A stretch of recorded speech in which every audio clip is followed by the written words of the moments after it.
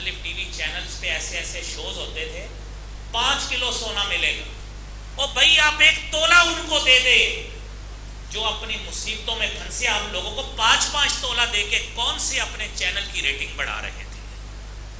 کون سی آپ کاریں اپنی چینل پہ انعامات بتانے پہ لوگوں کو بانٹ رہے تھے؟ اب آئیں ان کو آ کر دیں۔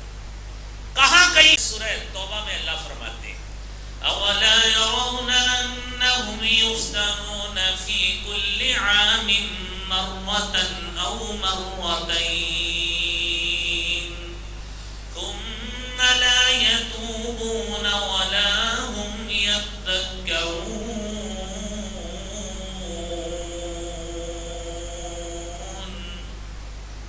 یہ لوگ دیکھتے نہیں ہیں، سمجھتے نہیں ہیں، عقل کام نہیں کرتی۔ انہم یفتنون فی کل عام مرۃ او مرتین، سال میں 1 مرتبہ 2 مرتبہ آزمائش ہوتی ہے، ثم لا یتوبون، پھر بھی رجوع نہیں کرتے۔ ہمارے پاس سیلاب آتا ہے، سال میں ہر سال سیلاب آتا ہے، لیکن سلسلہ یہ ہے کہ بسا اوقات اس کے افیکٹڈ ایریاز، متاثرہ علاقے تھوڑے ہوتے ہیں، بسا اوقات وہ زیادہ ہو جائے تو اس کے متاثرہ علاقے زیادہ ہو جاتے ہیں۔ تو سمجھنا تو ہمیں چاہیے، اللہ کہتے ہیں ثم لا یتوبون، پھر بھی توبہ نہیں کرتے۔ ہمارے کرنے کا کام تو یہ ہے کہ ہم من حیث القوم حکمران کی طرف سے اعلان ہو کہ ہم سارے گناہ گار ہیں، ہم اللہ رب العالمین کی طرف رجوع کرتے ہیں، شاید ہمیں گناہوں کی سزا مل رہی ہے اور ہم اس زوم میں مبتلا ہیں کہ ہمارا تو زمین ہی بڑی زرخیز ہے، غلہ ہی بڑا نکلتا ہے، وہ سارا جدھر سے کپاس نکلنی تھی اب سارا ایریا تباہ و برباد ہو گیا ہے۔ اس کو بھی سن لیجئے کہ اگر خوشگمانی لگائی ہے تو قرآن نے اس بارے میں بھی بتایا ہے۔ وَضَرَبَ اللَّهُ مَثَلًا قَرْيَةً كَانَتْ آمِنَةً مُطْمَئِنَّةً يَأْتِيهَا رِزْقُهَا رَغَدًا مِّن كُلِّ مَكَانٍ فَكَفَرَتْ بِأَنْعُمِ اللَّهِ فَأَذَاقَهَا اللَّهُ لِبَاسَ الْجُوعِ وَالْخَوْفِ بِمَا كَانُوا يَصْنَعُونَ۔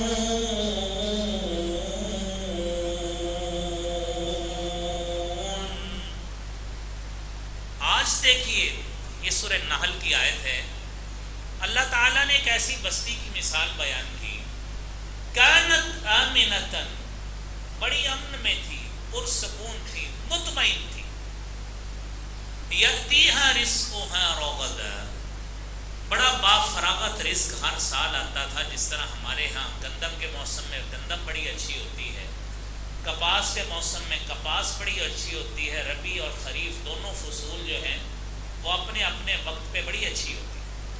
حکمران اپنے طور پہ مطمئن ہے کہ بڑا جی ہماری زمین غلہ بکھیر رہی ہے، سارا کچھ مل جائے گا۔ کیا کیا؟ اللہ کا شکر کرنے کی بجائے فَكَفَرَتْ بِأَنْعُمِ اللَّهِ، اللہ کی نعمتوں کی ناقدری کی۔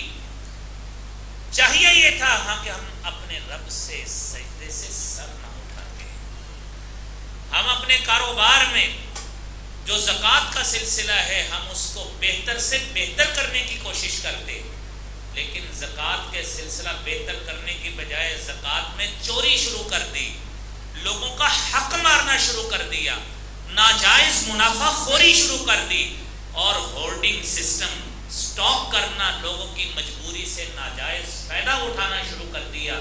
اور بدقسمتی دیکھیے کہ آج یہ آپ بھی ماشاءاللہ چیزیں ساری دیکھتے ہیں کہ وہ جو بارش کے علاقوں میں پلاسٹک کی شیٹ جو سینکڑوں میں آتی ہے وہ ہزاروں 8-8 10-10 ہزار میں بک رہی ہے۔